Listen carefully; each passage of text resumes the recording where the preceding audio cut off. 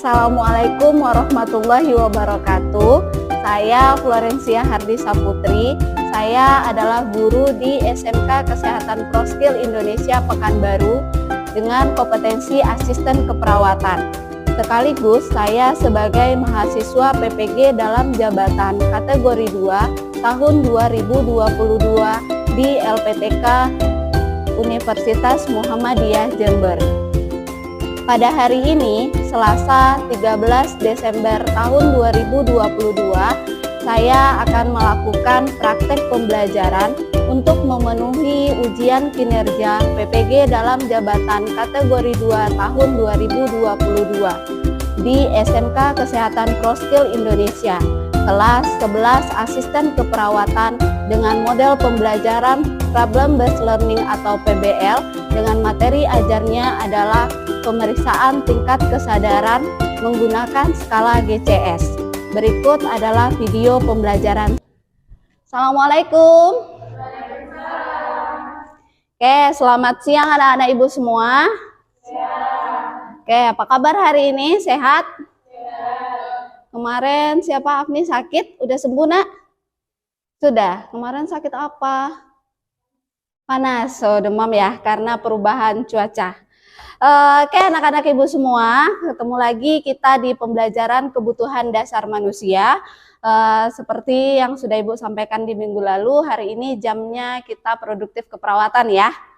Oke, sebelum memulai pembelajaran hari ini, silakan kita berdoa dulu. Boleh ketua kelas pimpin doanya. Yuk. Doa mulai. Bismillahirrahmanirrahim. Rabbi zidni ilman warzuqni fahman. Amin. Assalamualaikum warahmatullahi wabarakatuh. Baik, waalaikumsalam warahmatullahi wabarakatuh. Nah, sebelum pembelajaran kita hari ini, Ibu cek dulu kehadirannya ya nak ya. Yang nama Ibu panggil boleh angkat tangannya. Saya Bu, gitu ya. Farenta. Oke, Reni Rahmawati. Oke, Indah Musirahayu. Ada Arfiani. Oke, Aulia Santika. Rindang Cahaya. Oke, Indah Musti. Udah ya? Oh, nggak datang? Oh, sakit mungkin ya. Kita doakan mudah-mudahan cepat sembuh. Kemudian Tri Armita. Ada. Oke. Alhamdulillah satu orang tidak hadir hari ini. Tadi Bu cek itu dia sedang sakit ya. Mudah-mudahan teman-teman yang tidak datang hari ini kita doakan yang lagi sakit cepat sembuh, yang ada urusan selesai urusannya. Oke? Amin. Baik anak-anak ibu semua, nah, biar anak-anak ibu lebih semangat ini karena ini udah jamnya mau siang, pasti pada udah lelah ya. Dari pagi udah banyak pembelajaran, terutama tadi ada pembelajaran olahraga. Nah, biar kita lebih semangat, kita yel-yel dulu boleh? Yel-yel kita ya, SMK hebat, SMK bisa, SMK luar biasa. Kemudian tepuk tangan, bisa? Nah, biar semangat, ayo kita berdiri dulu. Ayo. Sudah? Bisa ya? Oke, 1, 2, 3. SMK hebat, SMK bisa, SMK luar biasa. Tepuk tangan. Tapi Ibu mendengar sepertinya masih belum semangat. Boleh kita coba sekali lagi? Saya 1, 2, 3. SMK hebat, SMK bisa, SMK luar biasa. Oke, tepuk tangan untuk kita semua. Boleh silakan duduk kembali di tempatnya. Baik anak ibu semua, di minggu lalu ibu sudah menyampaikan bahwa hari ini kita akan masuk dengan materi baru ya. Materi baru yaitu mengenai pemeriksaan tingkat kesadaran. Nah, sebelum kita masuk ke materi, ibu mau tanya dulu nih, anak ibu pernah hilang kesadaran? Pernah. Ayo, seperti apa nak? Pingsan? Ya, waktu upacara. Waktu upacara. Nah, waktu upacara itu gimana? Jatuh atau kayak mana, Nak? Jatuh, jadi tiba-tiba kayak pusing dan tiba-tiba gelap semua. Gelap semua.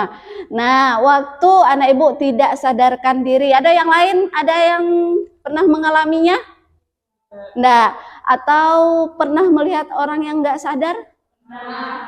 Nah, sekarang ibu nanya dulu nih, anak ibu sekarang sadar apa enggak? Sadar.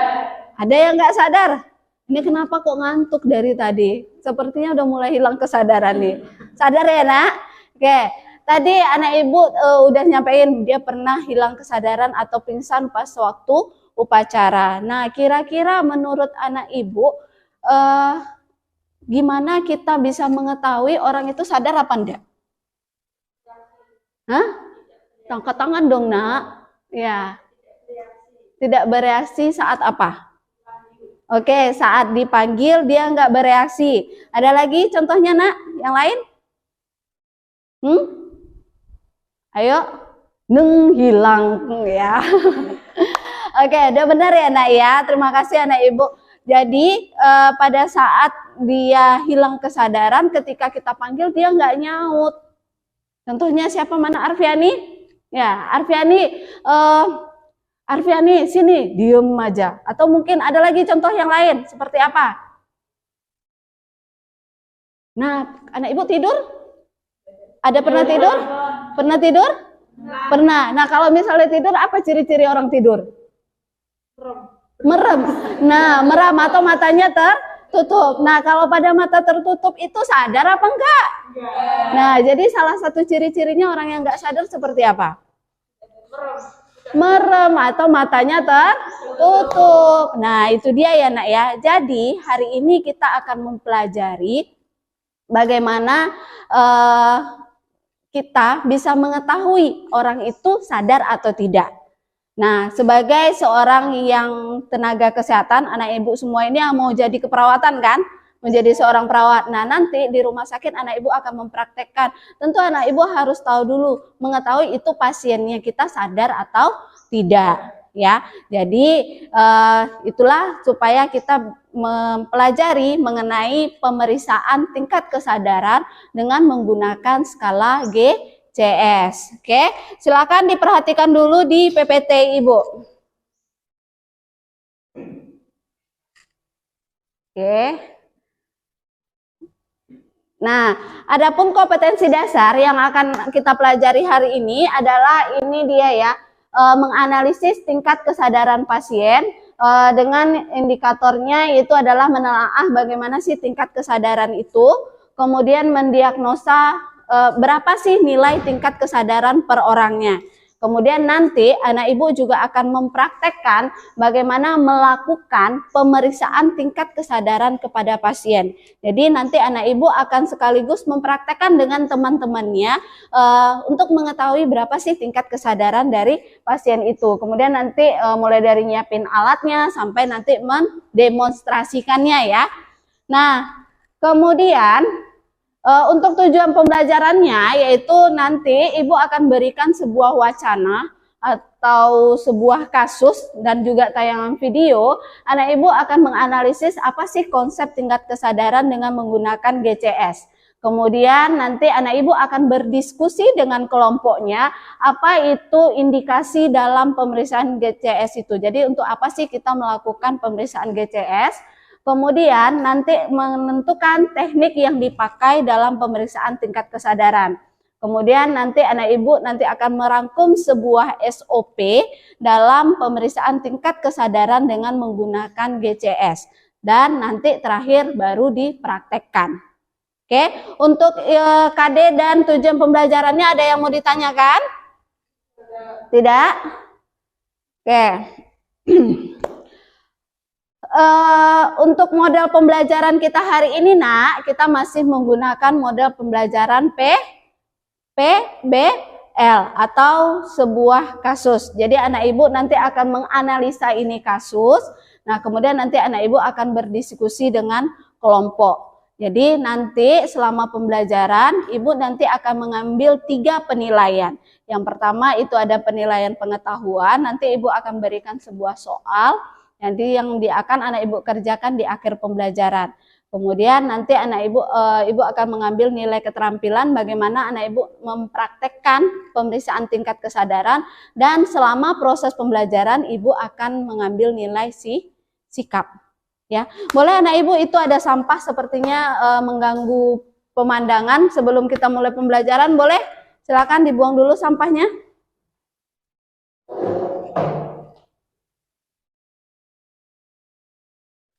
Udah ya? Oke, sudah siap untuk pembelajaran? Siap. Nah, silakan perhatikan kasus yang di depan. Nah, kasusnya itu si Tuan K. Kira-kira kenal nggak sama Tuan K? Enggak? Kenal apa enggak? Kenal. Siapa? Ya, jadi ada Tuan K. Nah, Tuan K ini dibawa oleh anaknya ke puskesmas pada pukul 10 pagi. Karena sebelumnya itu Tuan K jatuh karena mau mengambil tangga di belakang rumahnya. Pada saat pemeriksaan itu, ya, setelah dia sampai di puskesmas, pada saat pemeriksaan itu didapatkan tidak ada luka di sekujur tubuhnya. Hanya saja si Tuan K ini tidak bangun ketika dipanggil. Jadi mulai dia dari datang itu dia nggak bangun lagi. Alias apa nak? Pingsan ya. Jadi tidak bisa dibangun, sudah dicoba dicubit dan digoyang-goyangkan badannya dia nggak bangun. Ya. Nah, coba dulu dianalisa kasus ini. Oke, sudah ya.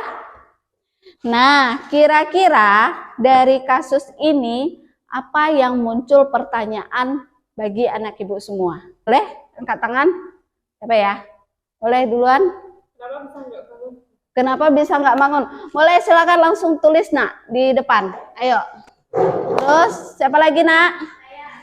Alat apa yang digunakan untuk memeriksa? Kayak mana cara pemeriksaan?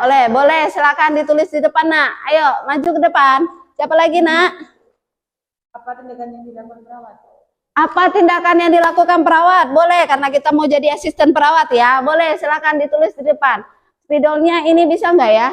Coba. Ayo ditulis. Ayo siapa lagi nak? Dari mana kita tahu Tuan K pingsan? Dari mana Tuan K itu ya pingsan apa enggak ya? Atau enggak bangun aja? Boleh ditulis dulu. Oke. Ayo. Itu ada spidol satu lagi. Boleh di sampingnya. Nah lagi siapa yang? Apriani? Kayak mana cara bangunnya? Berarti penata laksanaannya ya. Boleh ditulis dulu. Oke. Singkat-singkat aja nak.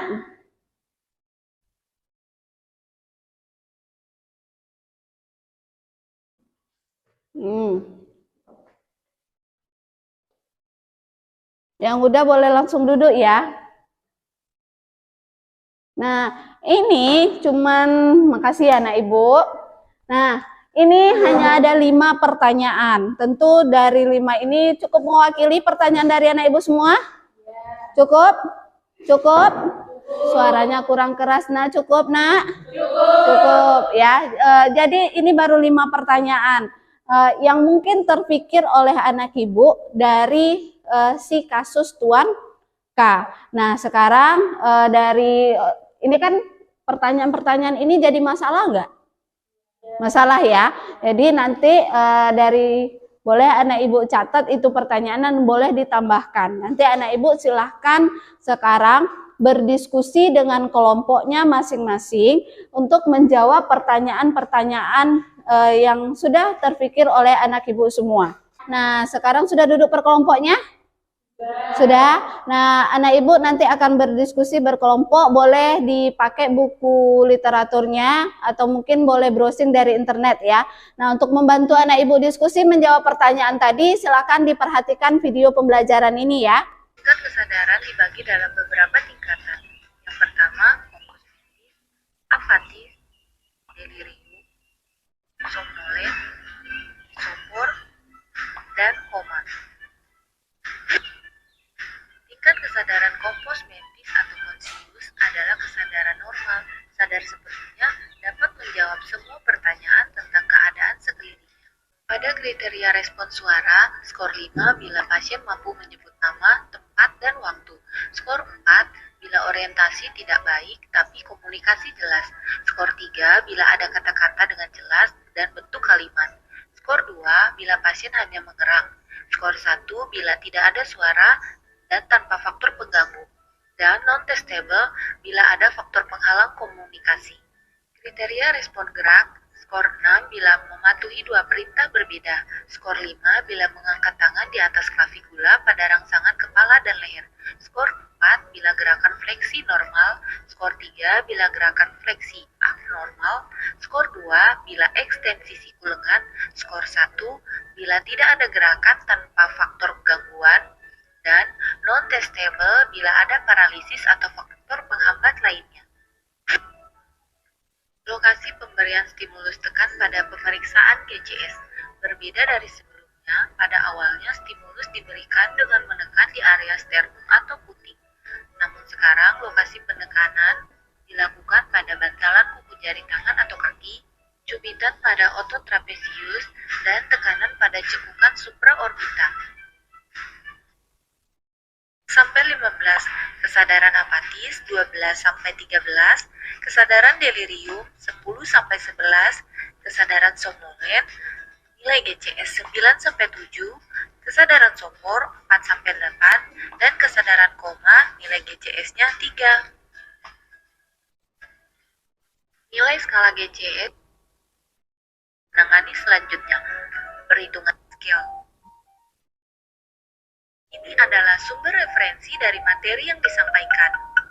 Boleh anak ibu ambil buku sumbernya dari mana aja. Nih silakan kelompok 1 yang akan dikerjakan. Yang lainnya tulis di bukunya masing-masing ya. Nah.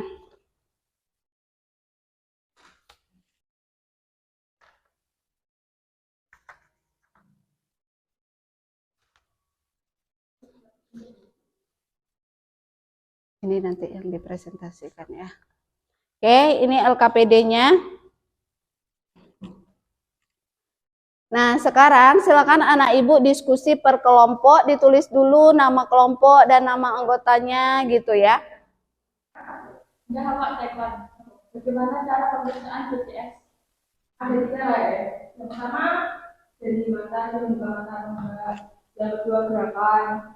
Yang ketiga respon. Oke. Ini kelompok ini bisa, Nak? Ada yang mau ditanyain? Ada? Ayo. Bagaimana kalau pasien tidak merespon, Bu? Oh, jadi kalau pemeriksaan GCS itu kan ada berapa tadi pemeriksaannya? Ada 3 ya. Ada 3 mulai dari buka matanya, kemudian dari verbal atau kayak mana pembicaraannya, dan dari motorik atau pergerakannya. Nah, Ibu udah lihat belum? Nah, kalau di GCS itu yang tidak ada respon kayak mana? Berarti dia ketika Bu buka matanya, ketika kita suruh buka mata, dia nggak mau buka mata. Kemudian kita tanya, buka mata aja nggak bisa. Nah, sekarang ayo ditulis di apanya? Di LKPD-nya. Nanti selesai ini anak Ibu akan mempresentasikan ya. Oke? Kalau kompos mentis itu berapa nilainya? Nilainya dari buka mata, mentris, total. Oh ya. Oke, kelompok ini bisa ada yang mau ditanyain? Apa, Nak? Kalau semisal ngomongnya ngaco, itu bagaimana, Bu? Oh, kalau misalnya dia kan kalau pemeriksaan GCS itu kita ada 3 ya. Ada mulai dari bukaan matanya, kemudian dari ngomongnya, kemudian dari pergerakan atau motoriknya. Nah, yang Ibu tanyakan, kalau misalnya dia ngaco, kira-kira berapa nilai GCS-nya? Ayo coba tengok. Nah, berapa? Ada di situ? Nah, 3. kasih 3. Jadi kalau dalam pemeriksaan GCS itu, dari semua item per poin-poin itu nanti kita jumlahkan. Jadi kalau misalnya dia buka mata, ketemu nih pasien Pak, langsung dia buka mata. Berarti kalau langsung buka mata kita kasih nilai berapa?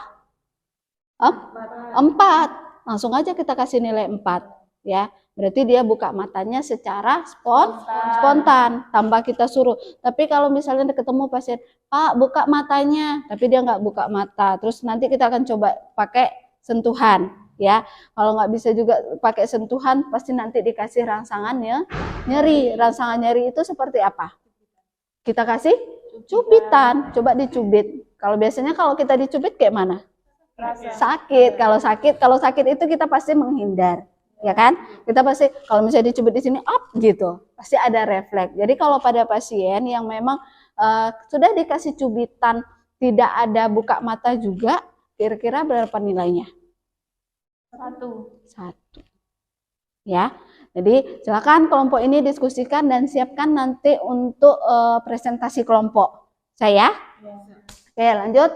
Ada lagi kelompok yang lain ada yang mau ditanyakan? Tidak. Oke. Sudah waktunya kita diskusi nggak lama-lama ya nak ya, sisa 10 menit lagi. Ayo, ditulis langsung, ditulis di bahan untuk yang akan anak ibu presentasikan per kelompoknya.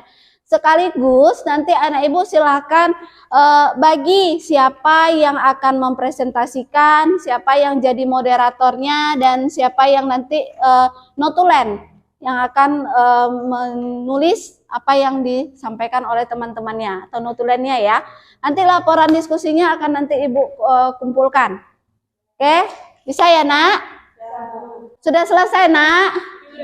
Sudah. Ada kelompok yang belum? Udah semua? Oke, sekarang waktunya anak ibu mempresentasikan hasil diskusi kelompoknya. Ayo, kelompok berapa yang mau maju duluan? Saya. Kelompok berapa ya? 1 apa 2? Oke, silakan kelompok ini dulu ya. Kelompok 1 ya. Oke, silakan kelompok 1 presentasi. Boleh silakan tepuk tangan dulu untuk kelompok 1. Oke, ayo silakan. Ayo maju nak.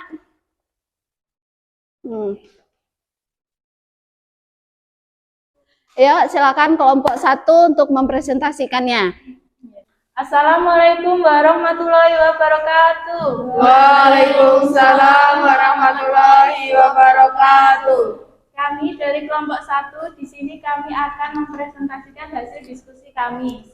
Baiklah, saya akan mempresentasikan kelompok kami. Kesadaran merupakan fungsi utama susunan saraf pusat. Kesadaran dapat didefinisikan sebagai keadaan yang mencerminkan pengintegrasian impuls eferen dan aferen. Semua impuls aferen disebut input dan semua impuls eferen dapat disebut output susunan saraf pusat. Untuk mempertahankan fungsi kesadaran yang baik, perlu suatu interaksi yang konstan dan efektif antara hemisfer cerebri dan formasio reticularis di bagian otak yang intak. GCS respon membuka mata, spontan membuka mata 4, membuka mata dengan perintah suara 3, membuka mata dengan rangsang nyeri 2, tidak membuka mata 1. Kemudian lanjut ke verbal.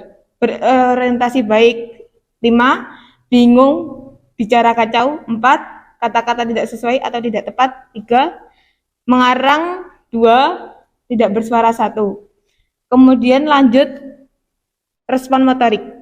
Mengikuti perintah 6, melokalisir nyeri 5, menarik ekstremitas menjauh nyeri 4, fleksi abnormal 3, ekstensi abnormal 2, tidak ada gerakan 1. Nanti kita jumlahkan. Tingkat kesadaran, kompos mentris, apatis, delirium, smolen, stupor, koma. Sekian dari saya, kembalikan ke moderator. Baiklah, ada yang mau bertanya? Saya. Ya, silahkan Rindang. Saya Rindang dari kelompok 2 mau bertanya, berapa nilai GCS pasien setengah sadar? Baik, saya akan menjawab pertanyaan dari Rindang. Nilai GCS dari pasien setengah sadar adalah nanti jumlah nilainya didapat membuka mata, verbal, dan motoriknya. Nanti dijumlahkan ya nak ya. Berapa jumlahnya buka matanya nilainya berapa? Oke, silakan yang bertanya udah paham? Oke. Baiklah, sekian dari kelompok kami. Kurang lebihnya mohon maaf. Wassalamualaikum warahmatullahi wabarakatuh. Waalaikumsalam warahmatullahi wabarakatuh. Boleh tepuk tangan dulu, Nak. Oke, silakan duduk kembali. Baik, lanjut ke kelompok 2 yang akan mempresentasikan. Silakan kelompok 2. Silakan kelompok 2 untuk mempresentasikannya. Yuk. Assalamualaikum warahmatullahi wabarakatuh. Waalaikumsalam warahmatullahi wabarakatuh. Kami dari kelompok 2 ingin mempresentasikan hasil diskusi kelompok kami. Silahkan kepada pemateri. Oke, di sini saya akan membacakan jawaban dari kelompok 2. Penilaian derajat kesadaran secara kuantitatif yang sampai saat ini masih digunakan adalah GCS.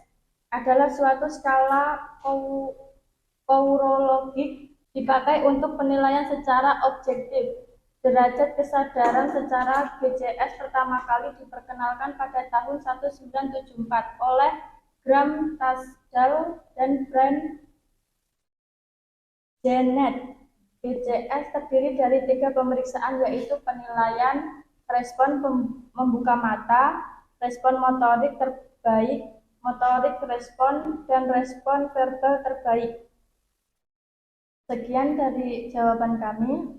Saya kembalikan lagi pada moderator. Baik. Sekian dari kelompok kami. Ada yang mau ditanyakan?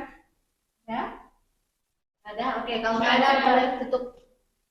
Sekian dari kelompok kami. Assalamualaikum warahmatullahi wabarakatuh. Waalaikumsalam warahmatullahi wabarakatuh. Boleh tepuk tangan dulu untuk kelompok 2. Oke, duduk kembali, Nak.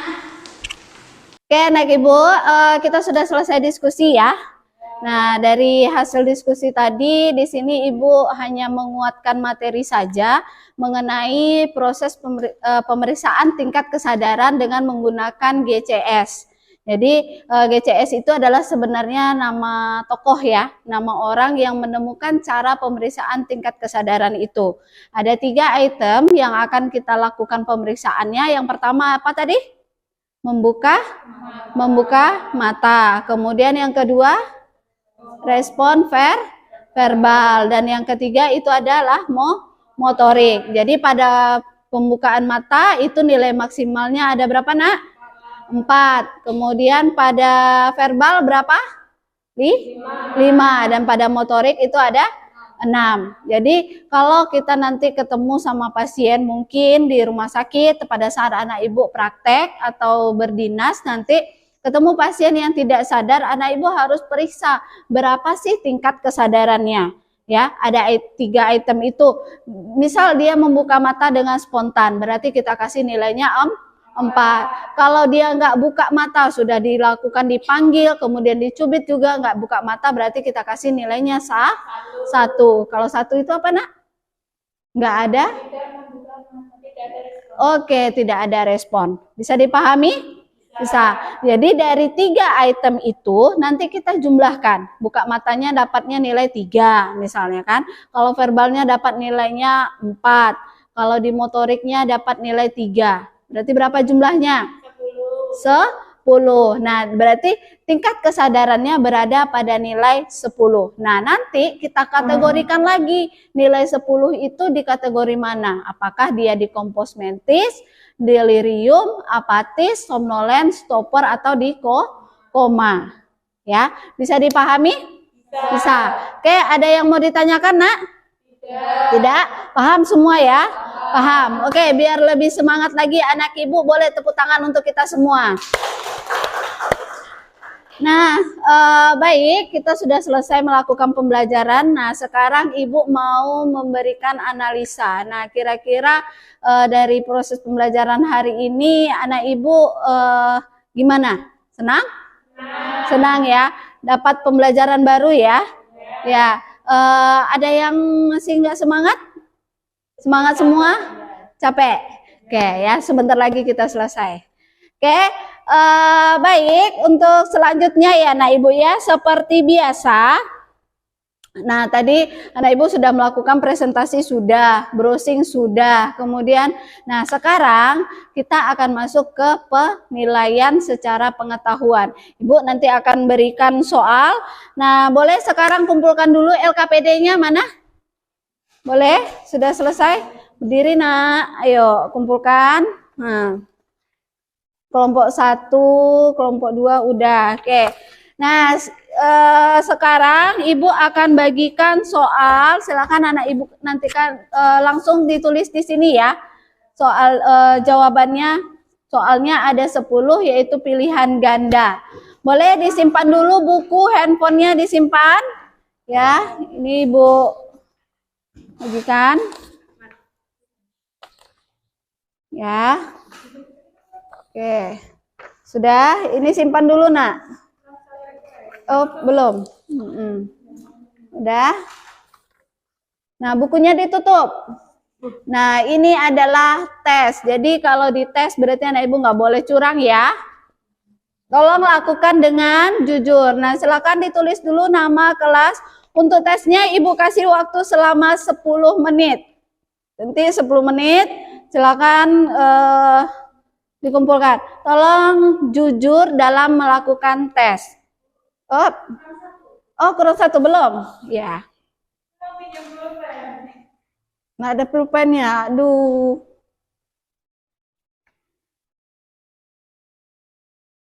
Silakan ditulis namanya.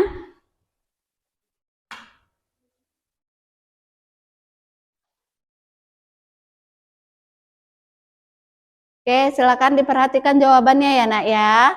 Jangan asal jawab. Sudah selesai nak? Oke, 2 menit lagi selesai ya. Siap tak siap dikumpul. Dalam hitungan 5 ibu dikumpul ya. 1. Yang terlambat nanti nggak ibu periksa loh. 1, ayo kumpul. Ayo. Mana? Oke, sudah selesai. Oke, waktunya habis nak. Boleh yang sudah selesai langsung kumpul. Yuk.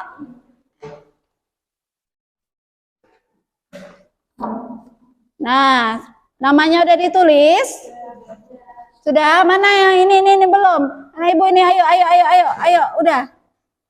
Udah habis. Nah, waktunya udah selesai. Oke, terima kasih. Silakan duduk kembali.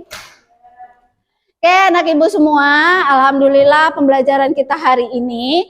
Nanti ibu akan periksa, nanti akan ibu sampaikan nilainya melalui grup WA ya.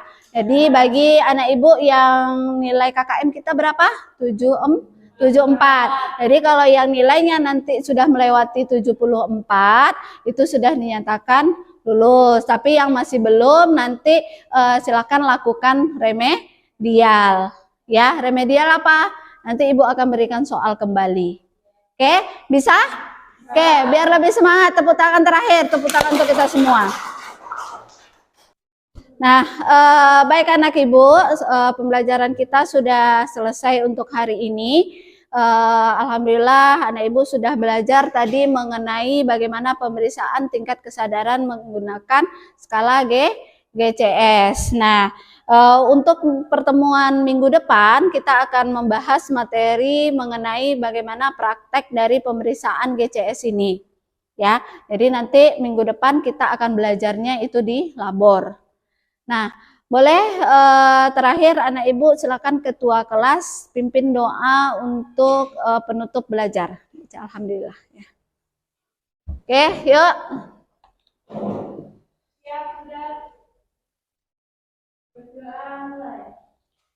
Oke anak ibu semua, terima kasih. Sampai ketemu kita di pertemuan minggu depan. Tetap semangat, tetap jaga kesehatan. Jangan lupa anak ibu tetap jadi pribadi yang lebih baik. Oke, terakhir boleh kita yel dulu. SMK hebat, SMK bisa, SMK luar biasa. Bisa ya? 1, 2, 3. SMK hebat, SMK bisa, SMK luar biasa. Boleh tepuk tangan kita semua. Oke, terima kasih. Ibu tutup pembelajaran kita hari ini. Assalamualaikum warahmatullahi wabarakatuh. Waalaikumsalam warahmatullahi Sekian praktek pembelajaran saya dalam memenuhi uji kinerja PPG dalam jabatan kategori 2 tahun 2022.